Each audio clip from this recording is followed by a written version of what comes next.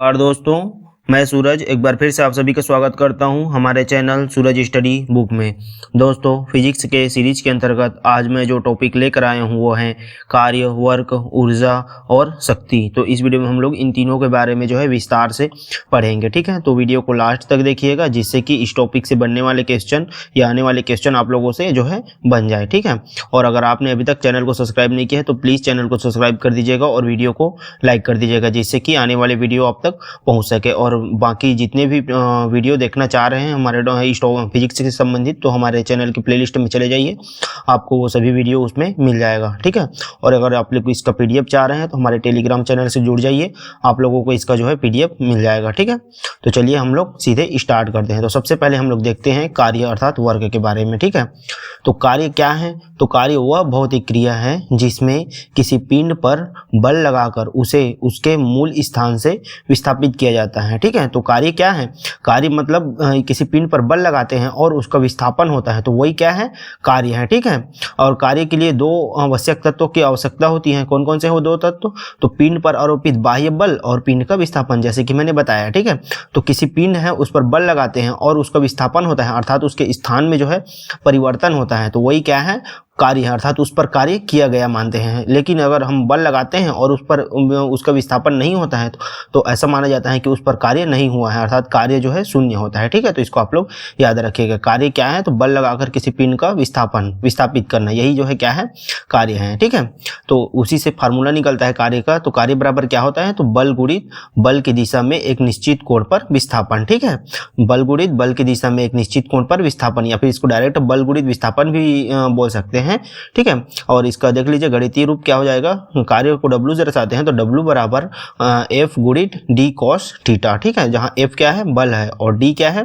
D जो है विस्थापन है। ठीक है, और थीटा जो है उसके क्या होता है? जिस कोण पर उसका विस्थापन हो रहा है, तो वही क्या है? उसका थीटा कोण है। ठीक है, तो इसको आप लोग याद रखिएगा फार्मूला को। ठीक है, तो डायरेक्ट ये फार्मूला से एग्जाम में जो है क्वेश्चन आता है, तो फार्मूला को आप लोग अच्छे से याद करिएगा। कार्य बराबर होता है बल गुणित बल की दिशा में विस्थापन। ठीक है, W बराबर FD cos थीटा। ठीक है, कार्य का एसआई मात्रक क्या होता है? तो कार्य का एसआई मात्रक होता है जूल होता है। ठीक है, इसको आप लोग याद रखिएगा। कार्य का एसआई मात्रक जूल होता है जिसे जे से दर्शाया जाता है। ठीक है, कार्य का एक अन्य मात्रक क्या होता है? न्यूटन मीटर होता है। ठीक है, न्यूटन मीटर कैसे होगा? क्योंकि बल का मात्रक क्या होता है? न्यूटन होता है, और जो विस्थापन है उसका मात्रक क्या होता है? तो मीटर होता है, इसलिए जो है कार्य का एक अन्य मात्रक क्या हो जाएगा? Newton metre. तो अगर एग्जाम में जूल नहीं दिया रहेगा तो न्यूटन मीटर दिया रहेगा, तो न्यूटन मीटर को जो है आप लोग टिक मार दीजिएगा। ठीक है, और सीजीएस पद्धति में कार्य का क्या मात्रक होता है? तो सीजीएस पद्धति में जो है कार्य का मात्रक अर्घ होता है। ठीक है, इसको आप लोग याद रखिएगा, ये भी एग्जाम में पूछा जा चुका है। 1 जूल बराबर कितना होता है? तो 10 की घात 7 अर्घ होता है, इसको आप लोग याद रखिएगा। 1 जूल बराबर 10 की घात 7 अर्घ होता है। ठीक है, और 1 किलो कैलोरी बराबर कितना होता है? तो 1 किलो कैलोरी बराबर होता है 4184 जूल होता है, ये भी एग्जाम में पूछा जा चुका है। ठीक है, 1 किलो कैलोरी बराबर कितना होता है? तो 4184 जूल होता है, इसको आप लोग याद रखिएगा। ये भी बहुत बार एग्जाम में पूछा जा चुका है कि 1 किलोवाट घंटा बराबर कितना होता है? तो 1 किलोवाट घंटा बराबर होता है 3.6 गुणित 10 की घात 6 जूल होता है। तो ये सभी जितने भी दिया हुआ है वो सभी क्या हुआ है? एग्जाम में पूछा जा चुका है, तो इसको आप लोग अच्छे से याद करिएगा। ठीक है, 1 किलोवाट घंटा बराबर होता है 3.6 गुणित 10 की घात 6 जूल, इसको आप लोग याद रखिएगा अच्छे से। 1 किलो कैलोरी बराबर कितना होता है? तो 4184 जूल होता है, इसको आप लोग याद रखिएगा। स्टार्टिंग में 4 है और लास्ट में 4 है और बीच में 1 और 8 है, ऐसे भी आप लोग इसको याद कर सकते हैं। ठीक है, तो 4184 जूल होता है। 1 जूल बराबर 10 की घात 7 अर्घ होता है, सीजीएस पद्धति में मात्रक अर्घ होता है। कार्य का एक अन्य मात्रक क्या होता है? न्यूटन मीटर होता है, क्योंकि न्यूटन बल का मात्रक है और मीटर विस्थापन का। ठीक है, कार्य का मात्रक जूल होता है, इसे जे से दर्शाया जाता है, इसका फार्मूला होता है FD cos थीटा। ठीक, जहां F बल है और D विस्थापन है और थीटा जिस कोण पर उसका विस्थापन हो रहा है वो है। ठीक है, चलिए आगे हम लोग देखते हैं अब कार्य की प्रकृति देख लेते हैं। ठीक है, तो कार्य जो है क्या होता है? कार्य जो है धनात्मक, ऋणात्मक एवं शून्य हो सकता है। कार्य धनात्मक भी होता है, ऋणात्मक भी होता है और शून्य भी होता है। तो हम लोग आगे देखते हैं धनात्मक कार्य कैसे होता है उसको। ठीक है, तो धनात्मक कार्य कब होता है? जब थीटा का मान क्या होता है? 0 से 90 अंश के बीच में होता है, अर्थात न्यून कोण होता है, तो किया गया कार्य क्या होता है? धनात्मक होता है। और ये कब होता है? जब बल लगाते हैं और बल का विस्थापन जो है बल की दिशा में ही होता है, तब धनात्मक कार्य होता है। इसको आप लोग याद रखिएगा। बल लगाने पर जो विस्थापन है वो क्या होता है, बल की दिशा में ही होता है, तो धनात्मक कार्य होता है। और जब थीटा का मान क्या होता है, इस स्थिति में थीटा का मान जो है 0 से 90 अंश के बीच में होता है, ठीक है। तो क्या होता है, धनात्मक कार्य होता है, क्योंकि थीटा कॉस 0 से 90 अंश के बीच क्या होता है, उसका मान धनात्मक में होता है, धनात्मक होता है, इसलिए जो है इसमें कार्य भी क्या होगा, धनात्मक होगा, ठीक है। तो इसको आप लोग याद रखिएगा। जब थीटा का मान 0 से 90 अंश के बीच अगर दिया है तो कार्य क्या होगा, धनात्मक होगा, ठीक है। और उसमें क्या होता है, बल जो है क्या होता है, बल जो है कार्य क्या होता है, बल की दिशा में ही विस्थापन होता है, इसको आप लोग याद रखिएगा, ठीक है। विस्थापन जो है क्या होता है, बल की दिशा में ही होता है धनात्मक कार्य में, इसको आप लोग याद रखिएगा। अब हम लोग देख लेते हैं धनात्मक कार्य जो होता है वो किस किस वस्तुओं में होता है। तो जैसे किसी वस्तु को जब हम ऊपर उठाते हैं तो क्या होता है, धनात्मक कार्य होता है। मेज पर रखी पुस्तक को जो है खिसकाना, जब हम खिसकाते हैं तो क्या होता है, बल लगाते हैं और विस्थापन भी उसी दिशा में होता है, तो ये भी क्या है, धनात्मक कार्य है। कुली द्वारा ट्रेन में सामान चढ़ाना, ये भी क्या है, धनात्मक कार्य के उदाहरण है, तो इसको आप लोग याद रखिएगा। देखिए जब थीटा का मान क्या होता है, 0 अंश हो तो कार्य क्या होता है, अधिकतम होता है ना। थीटा का मान 0 अंश पर क्या होता है, कार्य का मान अधिकतम होता है, क्योंकि cos 0 अंश का मान क्या होता है, cos 0 अंश का मान होता है 1 होता है, ठीक है। जैसे कि अब हम लोग इसमें फार्मूला में जो है इसका मान रखकर देखते हैं, ठीक है। जैसे ये W बराबर एफ डी कॉस थीटा है। अब इसमें जो है हम लोग एफ की जगह में एफ रख देते हैं और थीटा की जगह में हम लोग 1 रखते हैं, तो देखना एफ गुणित डी। अब देखिए यहाँ पर cos थीटा, तो cos थीटा मतलब थीटा का मान हम लोग 0 अंश, तो cos 0 अंश का मान क्या होता है, cos 0 अंश का मान होता है 1 होता है, ठीक है। तो अब हम 1 रखेंगे तो क्या हो जाएगा, W कार्य बराबर एफ डी हो जाएगा। तो ये जो है क्या होता है, इसमें कार्य का मान जो है अधिकतम होता है, ठीक है। cos 0 अंश जब रहेगा तो क्या होगा, कार्य का मान जो है अधिकतम रहेगा, इसको आप लोग याद रखिएगा। डायरेक्ट एग्जाम में जो है क्वेश्चन पूछा जाता है कि कार्य का मान अधिकतम कब होगा, तो जब थीटा का मान जो है 0 अंश होगा, क्योंकि cos 0 अंश का मान 1 होता है, इसलिए इसमें जो है कार्य का मान जो है अधिकतम होगा, ठीक है। इसको आप लोग याद रखिएगा। चलिए आगे हम लोग देख लेते हैं अब कार्य का मान जो है ऋणात्मक कब होगा, ठीक है। तो जब थीटा का मान क्या होगा, 90 से 180 अंश के बीच होगा, तब क्या होगा, जो कार्य है वो ऋणात्मक होगा, ठीक है। 0 से 180 90 से 180 अंश होगा, तब कार्य का मान क्या होगा, ऋणात्मक होगा, क्योंकि इसमें cos थीटा का मान क्या होता है, ऋणात्मक होता है, इसलिए जो है इसमें कार्य भी क्या होगा, ऋणात्मक होगा, ठीक है। तो इसको आप लोग याद रखिएगा। जब किसी गेंद को ऊपर की ओर उछाला जाता है तो उसमें ऋणात्मक कार्य होगा, क्यों, क्योंकि देखिए ऋणात्मक कार्य कब होता है, जब हम बल तो लगा रहे हैं लेकिन विस्थापन क्या हो रहा है, विपरीत दिशा में हो रहा है, ठीक है। तो जब विस्थापन जो है विपरीत दिशा में होता है बल के, तो उसमें क्या होता है, ऋणात्मक कार्य होता है, ठीक है। विस्थापन क्या होगा, इसमें विपरीत दिशा में होगा, ठीक है। तो जब हम किसी गेंद को क्या करते हैं, ऊपर की ओर जो है फेंकते हैं, किसी गेंद को ऊपर की ओर फेंकते हैं, तो फिर जो गेंद क्या होता है, फिर से नीचे की ओर आता है, तो विस्थापन क्या हो रहा है, फिर से नीचे आ रहा है, और बल ऊपर की ओर लगा रहे हैं, तो इसमें क्या होगा, इसमें जो है ऋणात्मक कार्य होगा, ठीक है। क्या हो रहा है, बल के दिशा के विपरीत विस्थापन हो रहा है, इसलिए इसमें क्या होगा, ऋणात्मक कार्य होगा। और जब थीटा का मान क्या होता है, 180 अंश हो, तब कार्य का मान क्या होता है, न्यूनतम होता है, क्योंकि cos 180 अंश का मान क्या होता है, cos 180 अंश का मान होता है ऋण 1। तो जब हम फार्मूला में मान रखेंगे cos 180 अंश बराबर ऋण 1, तो वो क्या हो जाएगा, जो कार्य हो जाएगा वो ऋण एफ डी हो जाएगा, कार्य W बराबर क्या हो जाएगा, ऋण एफ डी हो जाएगा। तो ये जब 180 अंश होगा तो कार्य का मान क्या होगा, सबसे न्यूनतम होगा, क्योंकि इसका मान हो जाएगा ऋण एफ डी, ठीक है। तो 180 अंश पर सबसे कम होता है कार्य का मान, और 0 अंश पर कार्य का मान अधिकतम होता है। तो ये दोनों पॉइंट आप लोग अच्छे से याद रखिएगा, ठीक है। अब हम लोग देख लेते हैं शून्य कार्य कब होता है, ठीक है। तो शून्य कार्य जो है 3 स्थितियों में संभव है, इसको आप लोग याद रखिएगा। शून्य कार्य जो है 3 स्थितियों में संभव है। कौन कौन सी स्थिति में संभव है, जब विस्थापन शून्य हो, जब बल शून्य हो, और जब बल और विस्थापन की दिशा परस्पर लंबवत हो, ठीक है। तो हम लोग इसको देख लेते हैं। जैसे कि अब कार्य बराबर क्या होता है, W बराबर, कार्य W बराबर होता है एफ डी कॉस थीटा होता है, ठीक है ना, एफ डी कॉस थीटा, ठीक है, कॉस,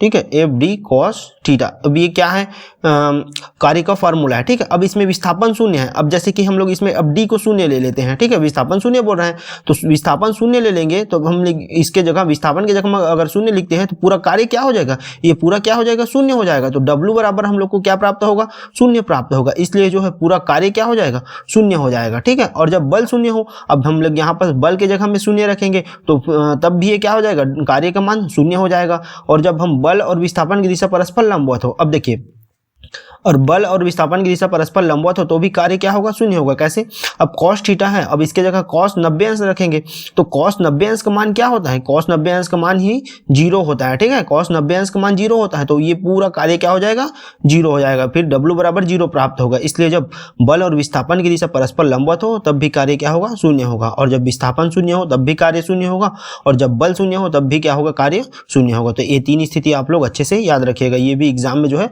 पूछा जाता है, ठीक है। चलिए आगे हम लोग देख लेते हैं, हम ऊर्जा देखते हैं।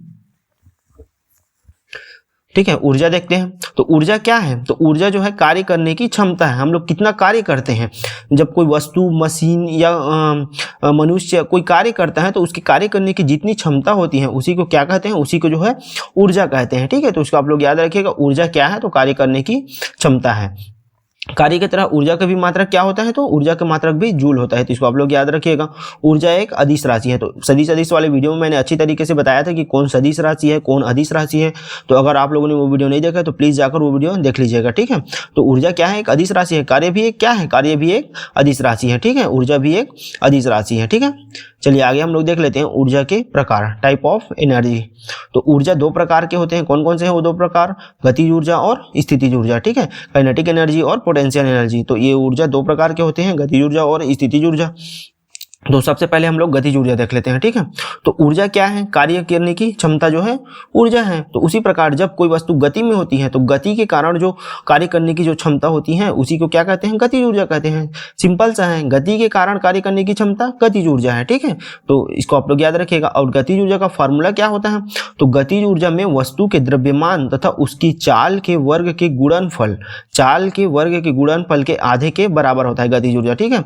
देख लीजिए ये फार्मूला है, गतिज ऊर्जा के ई बराबर 1/2 mv²। ये तो इसे बहुत इंपॉर्टेंट है, इसको आप लोग अच्छे से याद रखिएगा, इससे रिलेटेड एग्जाम में जो है क्वेश्चन देखने को मिल ही जाते हैं, ठीक है। तो गतिज ऊर्जा के ई बराबर 1/2 m क्या है, द्रव्यमान है, और ये क्या है, वर्ग मतलब कि वेग है, और वेग का वर्ग है। तो जैसे कि इसमें बताया था द्रव्यमान और उसके चाल अर्थात वेग जो है क्या है, v है। तो ठीक है, चाल के वर्ग के गुणनफल के आधे अर्थात ये आधे हैं के बराबर होते हैं गतिज ऊर्जा, ठीक है। तो गतिज ऊर्जा बराबर 1/2 mv²।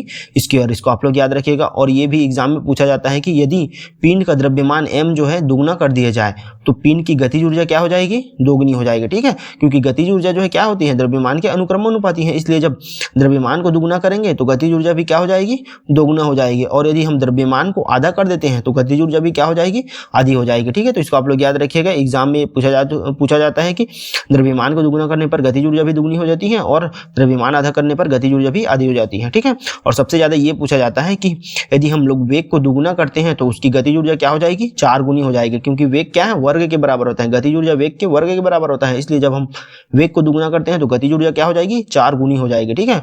और यदि हम लोग वेग को आधा कर देते हैं तो उसकी गतिज ऊर्जा क्या हो जाएगी, गतिज ऊर्जा उसकी चौथाई हो जाएगी, 1/4 हो जाएगी, ठीक है। तो इसको आप लोग याद रखिएगा अच्छे से ना, जब हम लोग वेग को आधा कर देते हैं तो गतिज ऊर्जा क्या हो जाएगी, 1/4 हो जाएगी, ठीक है। तो इसको आप लोग अच्छे से याद रखिएगा, ये एग्जाम में बहुत बार पूछा जा चुका है और ये आता ही आता है एग्जाम में, ठीक है।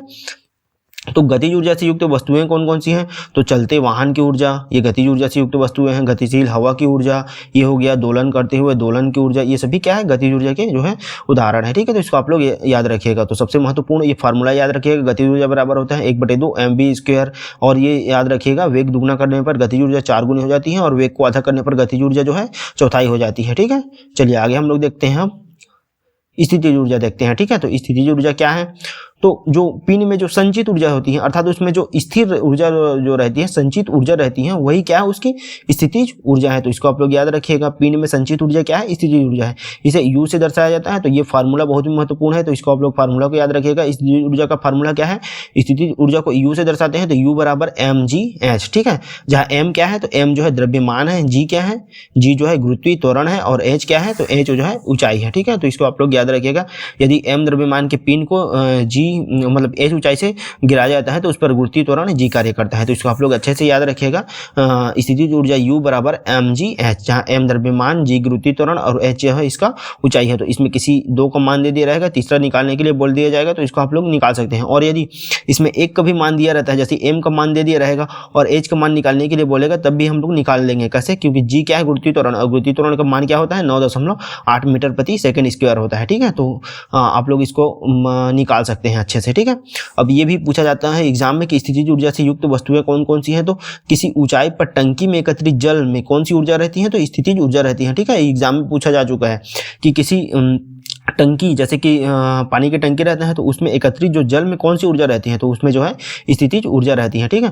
पृथ्वी से ऊंचाई पर रखे पत्थर के टुकड़े पर कौन सी ऊर्जा रहती है, तो स्थितिज ऊर्जा रहती है। तो पृथ्वी पर जो ऊंचाई, जैसे पहाड़ वगैरह में जो है पत्थर का टुकड़ा रखा रहता है तो उसमें कौन सी ऊर्जा रहती है, तो उसमें भी जो है स्थितिज ऊर्जा रहती है, ठीक है। धनुष की कमान खींचने पर उसमें संचित ऊर्जा कौन सी है, तो स्थितिज ऊर्जा है। ये भी एग्जाम में पूछा जा चुका है कि धनुष की जो है कमान खींचने पर उसमें कौन सी ऊर्जा संचित रहती है, तो उसमें भी स्थितिज ऊर्जा रहती है। स्प्रिंग भी पूछा जा चुका है, स्प्रिंग खींचने पर कौन सी ऊर्जा संचित रहती है, तो स्थितिज ऊर्जा रहती है। और ये भी पूछा जा चुका है कि घड़ी में चाबी भरने पर उसमें कौन सी ऊर्जा संचित रहती है, तो उसमें भी स्थितिज ऊर्जा रहती है। तो ये आप लोग अच्छे से याद रखेगा, ये सभी ना उदाहरण पूछा जा चुका है।